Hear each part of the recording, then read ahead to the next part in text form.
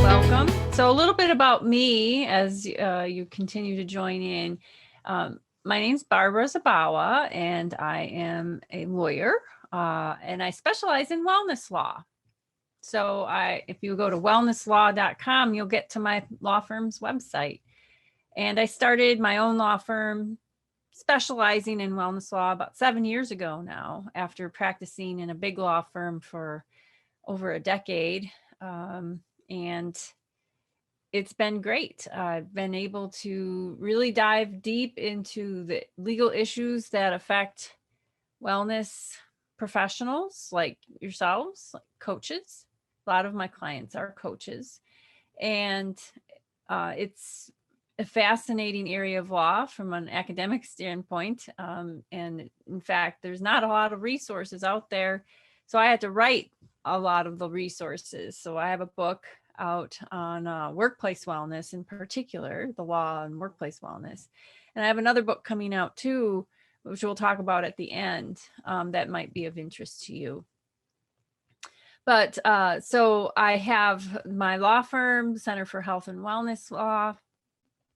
I also have a master's in public health degree that I got before I went to law school. So my interest in preventive health really predates my interest in the law. So it was a natural combination to put the two disciplines together, preventive health, public health, and legal. So that is my story as far as being a lawyer. I'm also an entrepreneur in other respects. If you go to barbarazabawa.com, you'll see my other ventures that I have going on besides my law firm. And I also teach at the University of Wisconsin in Milwaukee. I direct the Master's in Healthcare Administration program and teach a lot of the health law courses at the college. So, I have a lot to go on, and but that gives me a lot of perspective. And I hope to share some of that with you today. So I'm not only coming at this as a lawyer, but also as a fellow entrepreneur, which I'm sure many of you are. So what I wanted to cover today was just some of the very basics.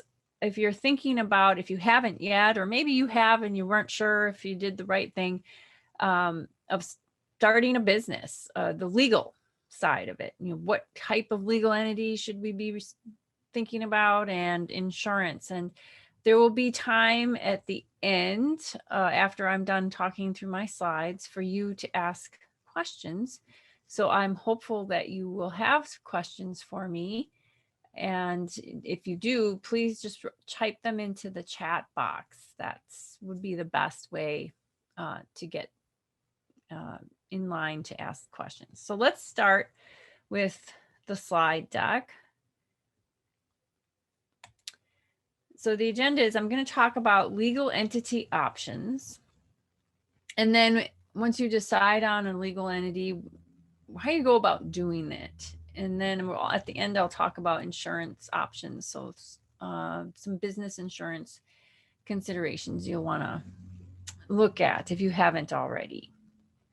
So legal entity options. When someone's starting out as a coach, as a health coach, some of the things they might be thinking about are, do I even have to start a legal entity? Can't I just start practicing as a health coach? And the answer is, you do not have to start a legal entity. You can start practicing. Now, obviously, there are pros and cons to any decision that you make about starting a legal entity or not. And so we're going to go over those. So if you decide as a coach that you just want to start delivering your services and not bother with filing any paperwork with the state government as to create a separate legal entity, you would be considered a sole proprietor. That's just the default. You have a business, you're still in business, and you still will have to report income on your taxes from your business, but it'll be on your personal income tax as opposed to a separate tax filing that you would do for a separate legal entity. So some of the advantages of just being a sole proprietor and not filing anything with the state as a separate legal entity is that you don't have the paperwork to do, which it's not, depending on the type of legal entity you decide to create, it's really not all that bad, but I mean, it's still paperwork. And there are fees, of course, also associated with filing paperwork with state governments. And so, it's not hefty fees, but there's still fees. And because you don't have to file the initial paperwork with the state, that means you don't have to worry about annual state filings. So you don't have to worry about missing deadlines on filing, any updates or, tax issues or just registration questions that the state might have for you. You don't have to worry about that. All you're going to have to really worry about is your income taxes. And if you make, and I'm hopeful that if you start a coaching business, you'll be making money, you'll be reporting that income on your personal tax return. So many of you might do your own taxes. And if you use like a tax program, such as TurboTax, there are ways you can report business income on your personal tax return and deduct expenses from your business. So you would just be doing that when you do your own personal taxes. You'd be reporting, your business income as well. And that means, of course, that you would be paying your personal income tax rate on the income that comes in.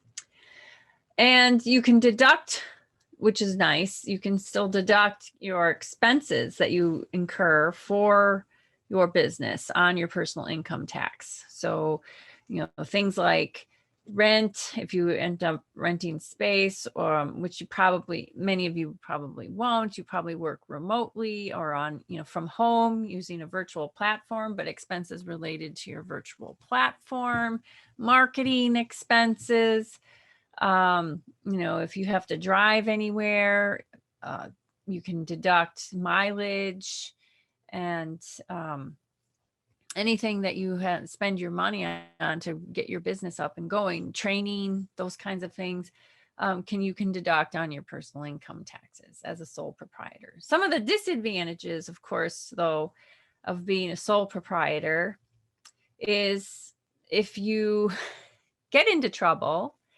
or your business incurs a lot of debt, you personally are on the hook for that. There's no buffer between you and your business. You are it. You're the business. So you take the highs and you take the lows. And so that is a risk. And that's usually the biggest downside to not creating a separate legal entity is that personal liability that you face with regard to your business. Also, if you have dreams of others joining you in your business, growing beyond yourself, maybe even attracting some outside investments, maybe you have ideas about a new platform for coaches, or a new app for coaches, or a new protocol or training program that you could deliver that might have some intellectual property value, or any number of things that go beyond just your personal services, and that you could see someday maybe attracting outside investors. Well, outside investors are not going to invest in a sole proprietorship. They can't. There's nothing to invest in. It's you. They will prefer, as we'll talk about, a C corporation. And so that's not even an LLC. That's a C corporation. So if you want other investors like angel investors and other types of, high fund investments, going the sole proprietor route is probably not a good idea. But you can always change, to a C corporation when you feel it's time. It doesn't have to start out that way, but it can get a little bit cumbersome the longer you wait. Also, if you want to try to take out loans or credit in the name of your business, it's not going to be easy or even possible to do if you're a sole proprietor. The banks and the credit bureaus are going to want to see that you're an actual separate legal entity before they would invest or loan you money for your business. And then, depending on really your market and who you're trying to help and how, what kind of reputation you want to portray with your business, being a sole proprietor may affect your market credibility if you're not under a separate trade name and a separate legal entity. But I don't know how much weight I would put on that as far as for health coaching. I'm just not sure that should be a huge consideration. It really just depends on what your aspirations are for your business. Okay, so then if you are leaning towards becoming a separate legal entity, not being a sole proprietor, there are pros and cons, of course, with that decision.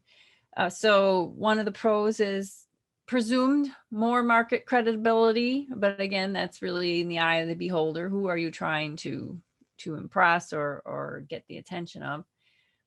The biggest, I think, bonus of becoming a separate legal entity is that you are not personally liable for the debts or lawsuits against the company. If something happens, you have a buffer between you and the company, and your personal assets like your house, your car, any other assets that you might have, your personal savings accounts, all that stuff continues to stay and be shielded from potential lawsuits or debts that your business might incur. And if you're looking for financing from banks or other investors, being a separate legal entity is going to give you that ability to seek that kind of financing. And the beauty if you decide to go with an LLC legal entity status, as opposed to, say, a C corporation, you can still elect to be taxed as a sole proprietor.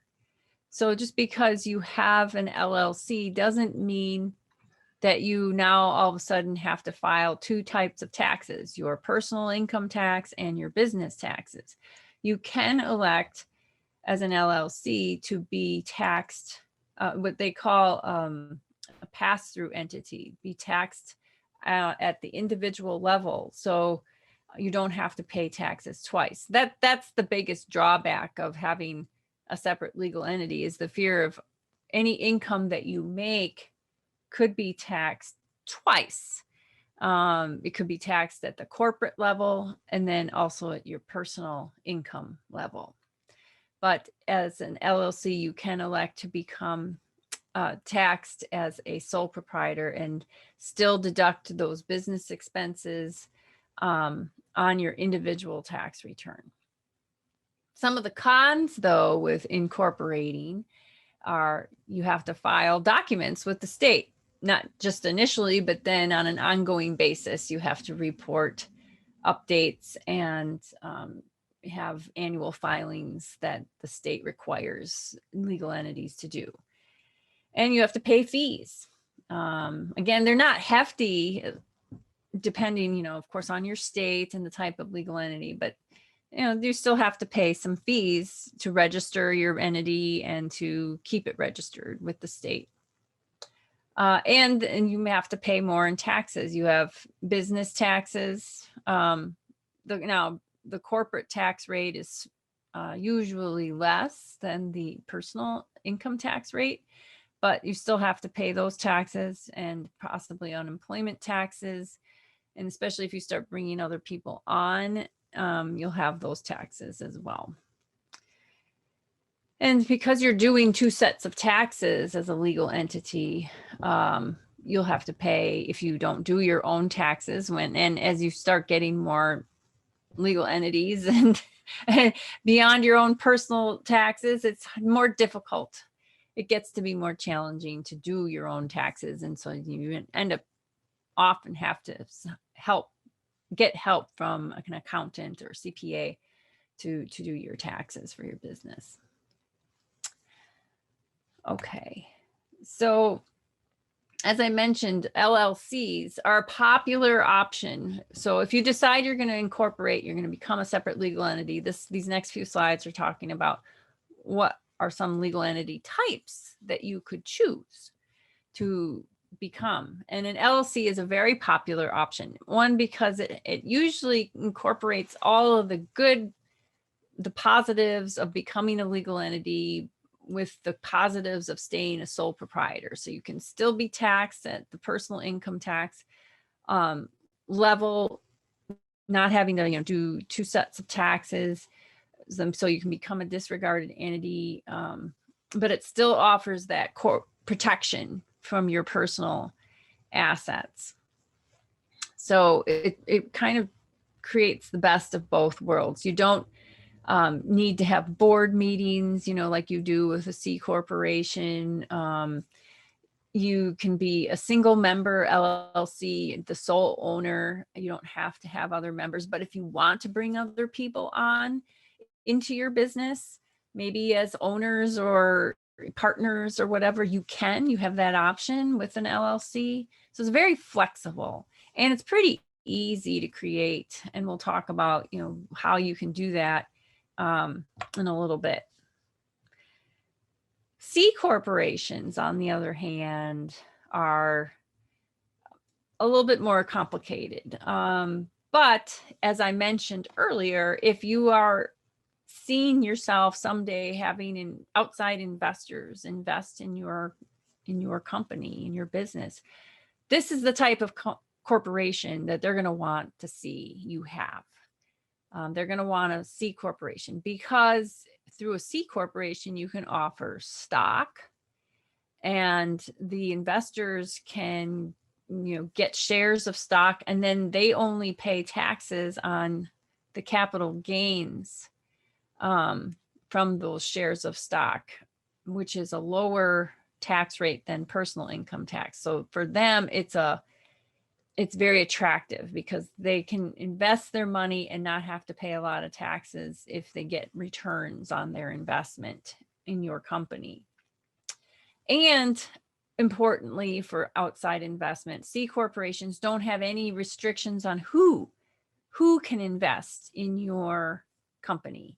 So it could be nonprofit entities, it could be trusts, foundations, in addition to individuals. So it can be just a wide range of investors who could, throw money at your company. You aren't restricted, and you aren't restricted in how many investors you can have. Whereas we'll learn in a minute with S corporations, you are restricted with the number of people people who can invest in your company. And you can still deduct business expenses, but there's a lot more, there are a lot more rules with C corporations because, they do offer stock and you have potentially a lot more people involved with your company. But again, if you envision yourself, really trying to get your business invested by a lot of different people, maybe even possibly going public someday on the stock exchange, then C corporation is really your only option. S corporations are different from C corporations in that they only offer one class of stock. That is, this C corporations, you can offer different classes of stock so that you might have voting members of the corporation and maybe non-voting members, whereas S corporations, everybody's the same type of member. And the type of people who can invest in your corporation are limited to individuals, estates, and certain trusts. Nonprofit entities can't invest. For-profit companies can't invest. So a lot of potential investors are excluded from investing in S corporations, and you can only have up to 100 shareholders in your corporation. After that, you can't accept any more new investors. So of course, S corporations are probably never going to be traded on the stock exchange because you would easily exceed 100 people after going public. LLCs can elect S corporation status, so you can become an LLC with an S corp designation, which would still allow you to be taxed at the owner level. And you can still deduct losses from income. And if you elect S corp status as an LLC, you can work it in two ways. And this is what I do with my law firm, actually, is I am an LLC, but I am also elected to become an S corp as an LLC. That means that I can be an employee of my law firm. I'm the only, I have two other employees, but so I can take a salary from my LLC, and I have to pay income taxes on that salary.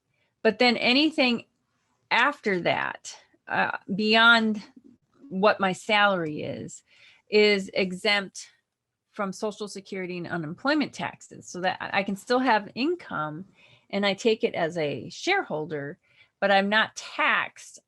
So Social Security and unemployment taxes aren't taxed on that amount that's beyond what I take as a salary. So that's something that my accountant worked with me on in setting up so that we could maximize or minimize the amount of taxes that would be taken out of the company. So that's something you might want to explore with your accountant. And I should put the disclaimer out there. I am not an accountant or a tax attorney, but I am sharing with you some of the things I've learned as a lawyer and as an entrepreneur myself on things that you want to consider as you start up your coaching business.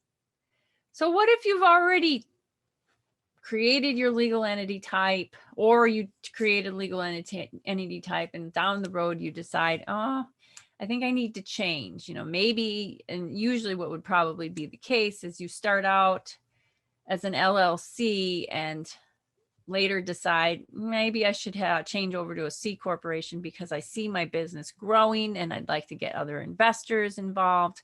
And I don't want to be limited to the types of investors. Can I change my legal entity type? And the answer is, of course, yes, you can. There's expenses involved in changing. You probably have to hire lawyers to help you convert your business from one legal entity type to another. And depending on what state you live in, this is all dictated, of course, by state law. Legal entities are dictated by state law. And some states make conversion easier than others. And so it will really just depend on what state you're doing the work in, and as to how cumbersome and how expensive it might be to do the conversion. But certainly you are able to do the conversion. So the next question is, how do you form your legal entity? You've kind of done the research, you maybe settled on a legal entity type, and you'd like to go ahead and create the legal entity. Well, of course, you can always hire a lawyer to help you. And there are pretty inexpensive options out there that can do it pretty routinely.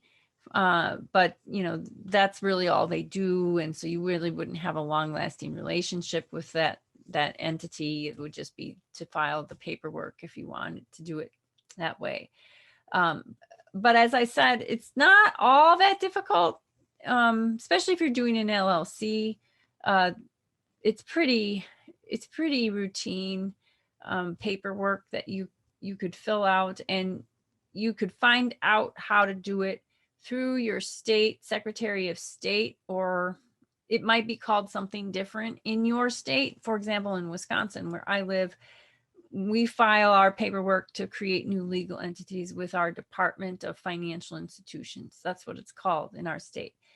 But in other states like California, it's called the Secretary of State. And I think that's the most common name of the state agency to which you would file your paperwork and get the paperwork. So you would go onto the website of your state Secretary of State, and you can download the paperwork. Most of it's actually you can do online. So you fill it out in fillable, like PDF type forms, and then you hit submit and pay the fee with your credit card, and off it goes.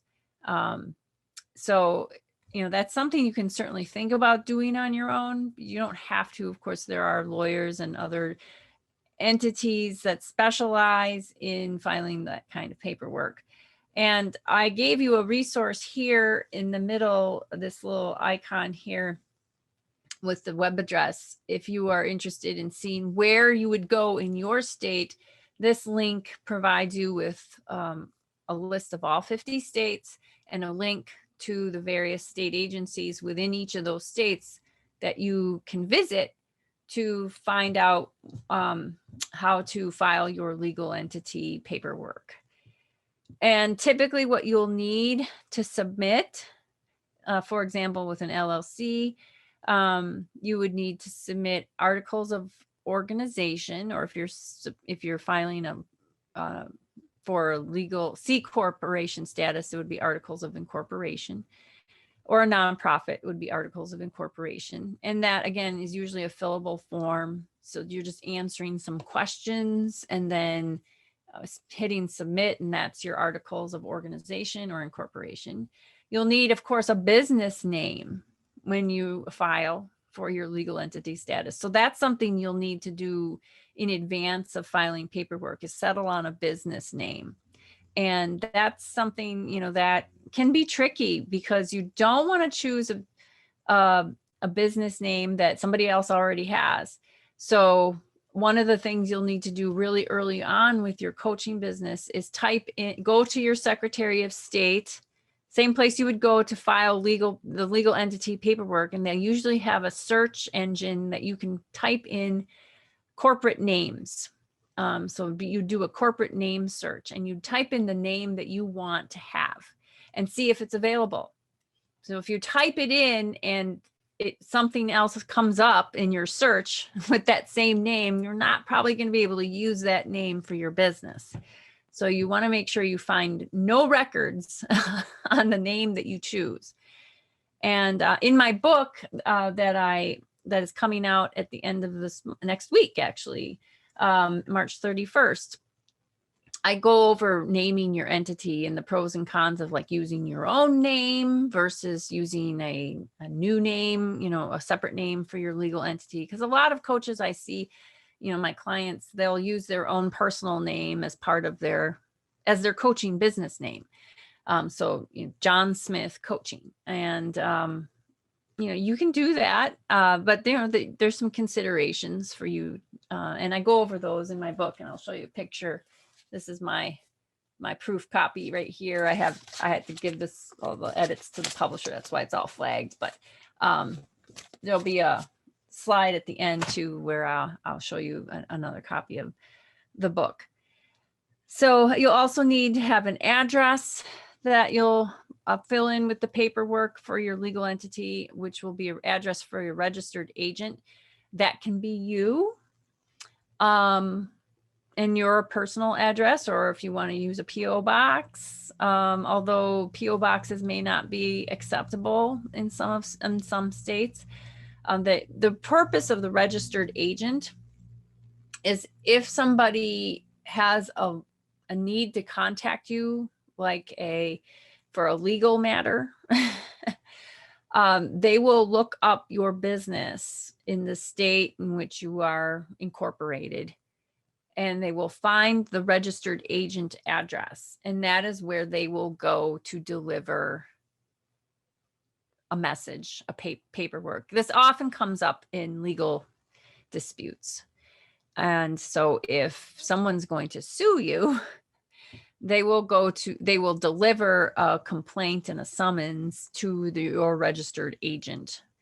But it can be for other purposes other than just lawsuits. But you must have, in order to file the paperwork for your business, you must have a registered agent's name and address. And there are companies out there that you can hire. I'm not quite sure how expensive they are, but you can hire to serve as your registered agent. So it's a third party, and that's all they do is they accept service for companies. And this is especially useful if you want to incorporate your business in a state that you don't live in. And I have clients who are considering doing that. Maybe they are living in a certain state right now, but in the future they envision themselves moving somewhere else, and they would like to incorporate their business in a state where they intend to live someday.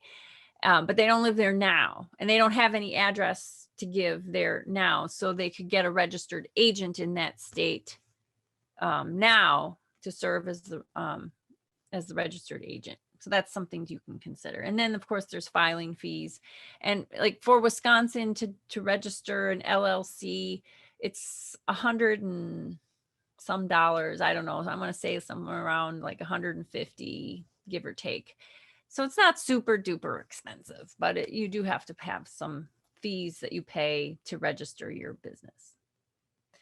And I see that there are some questions coming in. I will address those as soon as I'm done, which I am almost done. So hang on. So last topic I want to cover is insurance. So you decided on your legal entity, and now you're wondering, should I get insurance to cover my coaching practice? And the answer I would say is yes, I think you should.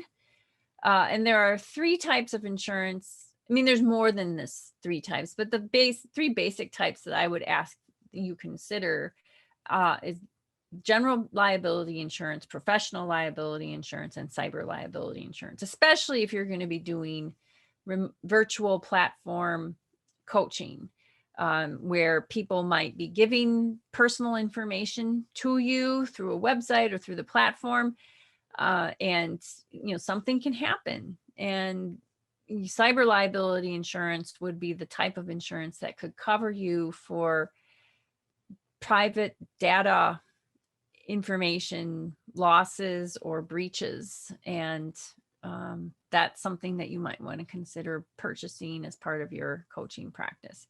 Because as a coach, you are going to have people divulging potentially sensitive information to you, whether you want it or not. They may divulge it to you. And then if you are in charge of storing that information or transmitting that information, and something happens, you accidentally transmit it to the wrong person, or you store it on maybe a device that gets lost,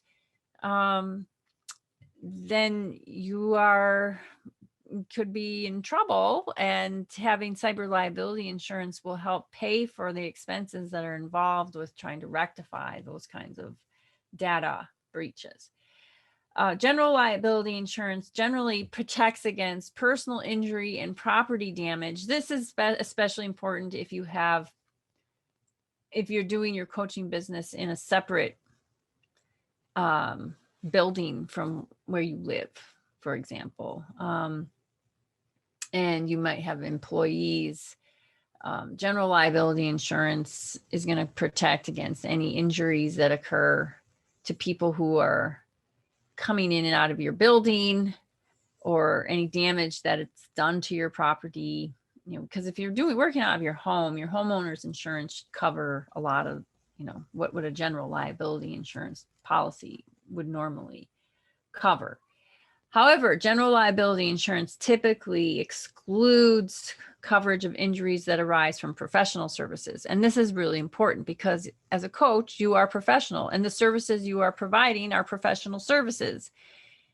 And so if you mess up in your coaching practice, you advise, well, you shouldn't be advising, and that's a whole nother webinar, but you give information that leads to someone's injury. Which is the biggest concern, I think, for any professional, is that, the information you provide to your client somehow results in injury, whether it's emotional or physical. That probably won't be covered by general liability insurance policy. You would need a professional liability insurance policy. And another name for professional liability insurance is errors and omissions insurance, or E&O insurance. So you'd want to look at purchasing a policy that's going to cover the services that you provide as a coach and any mistakes that might happen as a result of the services that you provide.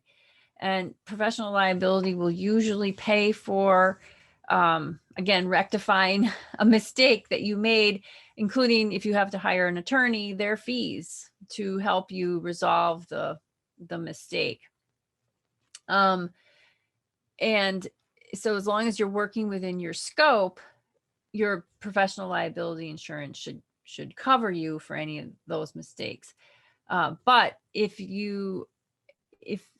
an error or omission occurs from something that's within your control, your professional liability insurance may not cover you, and there may not be any insurance that you can purchase to cover you. And an example of that would be like an intellectual property infringement.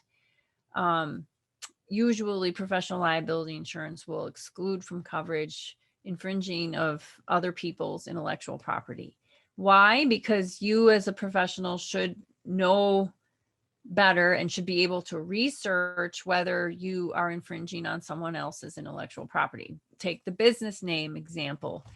Before you register your business name, you should be doing some research to see if the name you have in your mind is actually available and that no one else is using it. Because if someone else is using it and they see that you are using their name, they could turn around and say, you are infringing on my intellectual property, and your professional liability insurance wouldn't cover you for any expenses you incur in trying to resolve that dispute. So I talk about intellectual property and naming your business and legal entity types in my new book called The Tug: Finding Purpose and Joy Through Entrepreneurship. And if you're interested in buying a copy, it's selling for $18.95 on the print version and less for the ebook version. You can get the print version by going to this web address right here, Henschel House Books. That's the publisher, Henschel House Books. And if you order before next Wednesday, it will be free shipping. So there is an incentive to pre-order before the book is actually out. So I encourage you to go and order it. If you're interested in getting the Kindle version, which again is less expensive, I don't remember how much it is, if it's $9.99 or something like that, you can actually find the print version orders link to the Henschel House Books link, as well as the Kindle or ebook link. If you go to my website, I should have put this on this page, barbarazabawa.com. So I have my own personal webpage called barbarazabawa.com. It's not on here, I apologize, but here's the spelling of my name, Barbara Zabawa. And if you put a .com after that, you'll get to my personal webpage and you'll see the links that you can order my book, The Tug: on that website. And if you're interested in either the print or the ebook version. And if you need to contact me in any other way, here's the other ways you can reach me on social media and my email address. So with that, now I can get to your questions. So let me go all the way up to make sure I get to the first ones. Yes, so I'm supposed to remind you that this is eligible for CEUs through the NBHWC. So make sure you respond to the email that you get after the webinar so you can earn the CEU credits.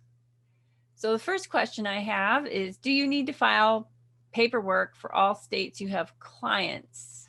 If you are a virtual coach and coach with clients in multiple states, how do you handle this? You only file paperwork in one state where you want your business to incorporate. A lot of businesses incorporate in Delaware, but they don't have a physical presence in Delaware other than having to, find a registered agent in Delaware to serve as the registered agent address. But no, you are only incorporating in one state. Usually it's the state that you live in where you incorporate your business, but you don't have to. Will we get a copy of our, that's a question that we'll get a copy of the PowerPoint. I believe you will get a copy of the PowerPoint. I did send it off. So I believe that YourCoach will be giving, I don't know if they'll be sending it to everybody or if it's just upon request, but yes, it should be made available. The next question. If two coaches want to work together and live in different states, how should the LLC be set up? Well, how do we handle insurance? So if you want to set up an LLC, you don't have to. So if you're more than one person in a business, the default is a partnership. And partnerships, just like sole proprietorships, do not need to be filed with the state. You both would just report on your individual income taxes, your business income. But you can form a legal entity and be partners, and you would choose just one state between the two of you to file the paperwork. And so someone, would have to decide who's going to do that. And you could split the fees and all that. And of course, of course, you would want to have an operating agreement. If you were forming an LLC, for example, you would want to have an operating agreement. As soon as you start bringing in other people to help manage and operate the business, you will want an operating agreement. And any lenders, of course, will want to see one as well. And that operating agreement really is your contract with the other owners of your business, your other partners, or however you want to label them. It will tell you and your partner, what happens if one of you wants to leave, what happens if you want to add more people, how much money you should invest, what happens if you want to close the business completely, what happens when you want to make certain decisions, like who has the right, who votes, and how many votes do you need, and how often should you be meeting, and all those kinds of details are in the operating agreement. So you'll want to create one as soon as you start involving other people in your business. Next question. If my online coaching business is serving clients in other states, do I have to file anything in the other states? No, you would file in the state that you're incorporated.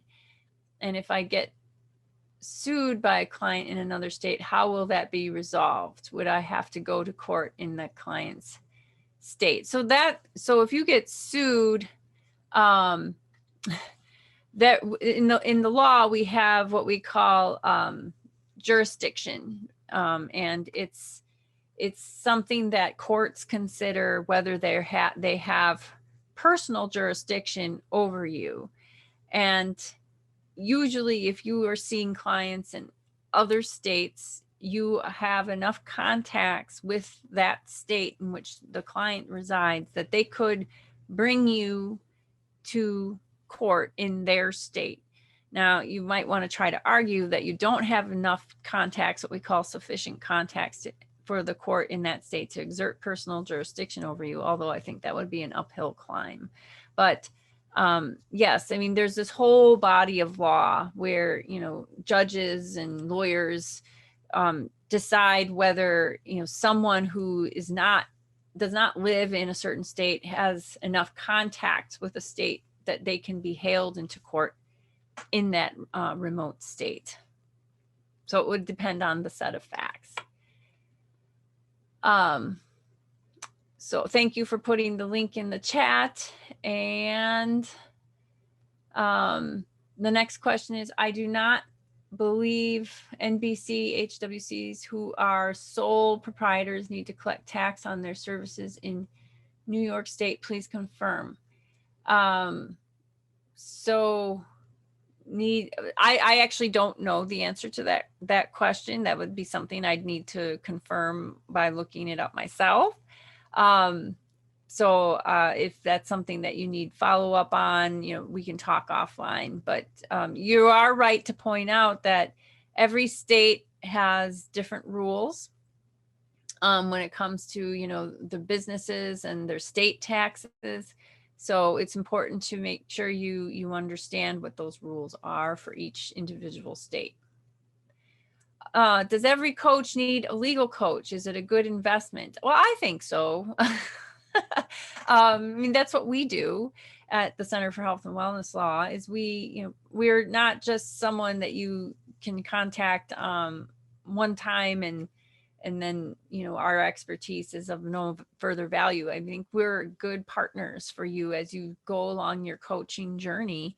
So as things come up, as questions arise, you have a resource that you can look to. And it's always good to have somebody like that in your corner, who, especially someone who cares about what you do, understands what you do, and is there to help you figure out a way to do it without, you know, getting into a lot of legal risks. So I think it's a really good idea to have someone like that on hand.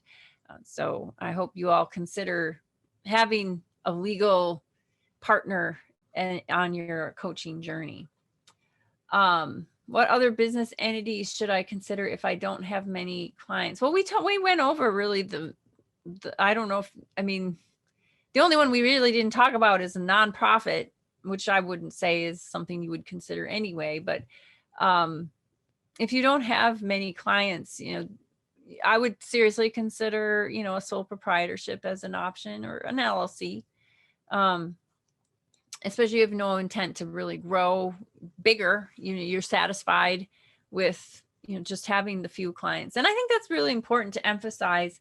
And it's something I also talk about in my book, is, you know, when you start off a new business, and you consider yourself to be an entrepreneur, there's this expectation, maybe within yourself or maybe by society, I don't know, but it's out there, where, you know, you're going to become the next Steve Jobs. You know, that's at least what you should be aiming for, is to be the next publicly traded company. That's why you go into business. And I disagree with that. I think, you know, success is however you define it, and it doesn't have to be you know, becoming this billion-dollar enterprise. It can be just having enough work to make you happy, and even if it doesn't pay the bills, all of it, you can still do other things, but you still have your coaching business because it makes you happy. And or however you want to define success, you're the master. And so you don't have to aim really, really high. You know, you're aiming for whatever is going to make you feel fulfilled, and only you can know what that is. So that's why I subtitled my book Finding Purpose and Joy Through Entrepreneurship. It's not finding wealth and becoming a mega millionaire. It's finding purpose and joy. And that's really the key to having a successful business. Do you recommend using templates for client contracts? Well, this is kind of a segue. I mean, templates can work for a lot of situations, but I always would encourage you to have legal counsel just to make sure it's covering any unique aspect. And I would hope that, as a coach, you have some angle, some unique aspect with your business, that, because a template's not going to capture all of that. It's going to have like what's generic, what's useful for most coaching enterprises, but that unique angle is probably not going to be addressed. It can't be, otherwise it's not a template. But I will be working with YourCoach.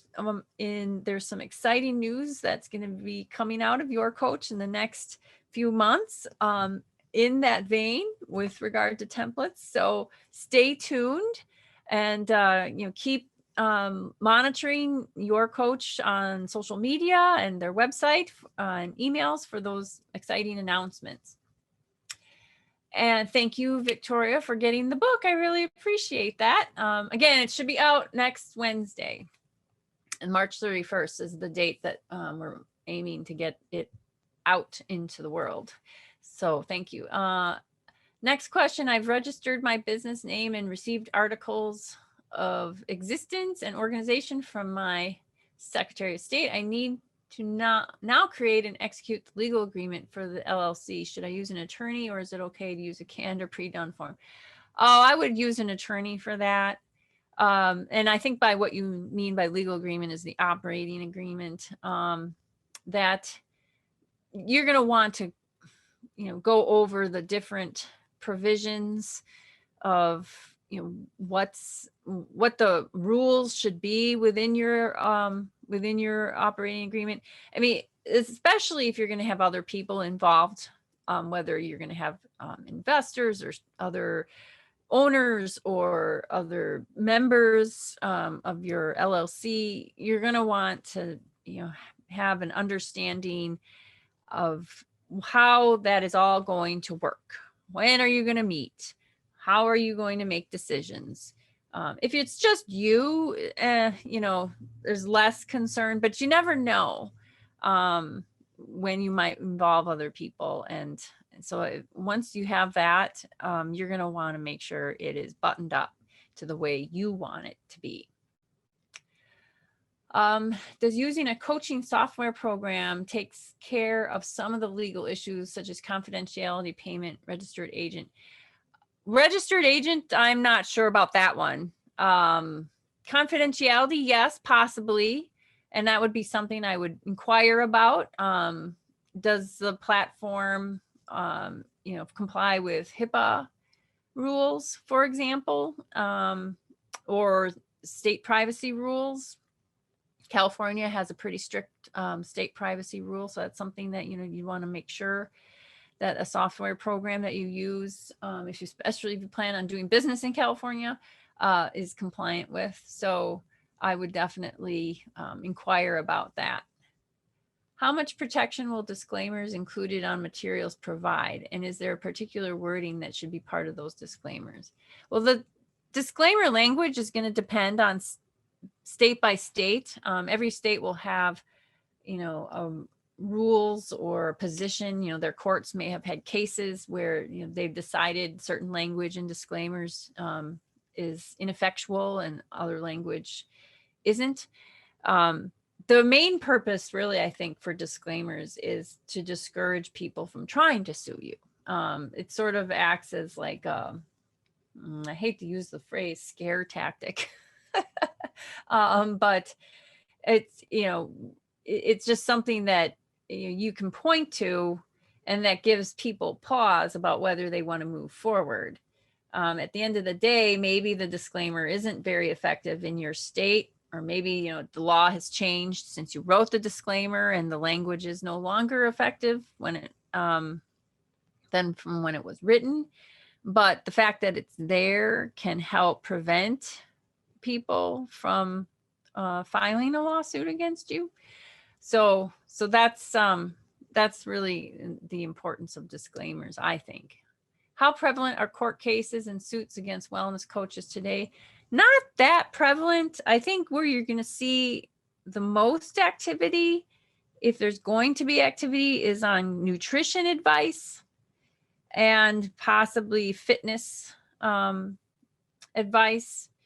The cases that I have seen usually involve those kinds of activities where someone who's not licensed as a dietitian or a nutritional counselor in a state, for example, is giving individualized nutritional advice to someone, and that advice causes physical or emotional injury. Maybe there's medication contraindications or allergies or something that wasn't caught, and or that a competitor who is licensed or registered is seeing a coach give this personalized, tailored advice and complains to the licensing board about it. Same with fitness trainers. They could cause harm because they haven't fully vetted someone in their underlying conditions, and they push someone too hard and they get hurt. So those are the typical types of cases that I've seen, but they're not frequent. And so, but you don't want to be the first ever. So, so knowing what your scope is as a coach, and again, like I said at the beginning, that's really a separate, a separate webinar that we don't have time to go over today. It's just something to consider. How would you, let's see. Am I taking on new clients? Yes, I'm always taking on new clients. I have a great team of lawyers, and we help coaching clients all the time. So please feel free to reach out to me. I'd be happy to talk with you about that. Can LLC fees be deducted when you file taxes? I believe so. I believe government fees are deductible as a business expense. So again, I'm not a tax lawyer, so I don't know all the intricacies. And it's been so long since I filed my LLC for my law firm. I can't remember if I deducted it on mine. I will be having if I can, I will be deducting my latest ventures LLC's expenses this tax season, but I haven't done my taxes yet. Thank God we got the May 15th extension. How would you find out what the language is for any state? That's going to be legal research to look at some case law. So it's gonna, there's not really, I'm not aware of any one source that you can go to find out what disclaimer language is permissible or not. It's not to say it's not there, but it's going to be different for every state. And I can't tell you, I'm not aware of any like one national resource where it has kind of identified it for every state. How would you find out the correct disclaimer language? Oh, so that's the same question and it's my same answer. So that is, that's something that we would have to look at individually, I think, for the state that you're concerned about. Well, I think I got to everybody's question, and it's been a pleasure, of course, talking with you all. And thank you so much for taking the time to be with us today. And thanks to YourCoach for putting on this great webinar. And again, look for the book. And of course, reach out to me, follow me on social media. And I look forward to maybe doing more of these in the future.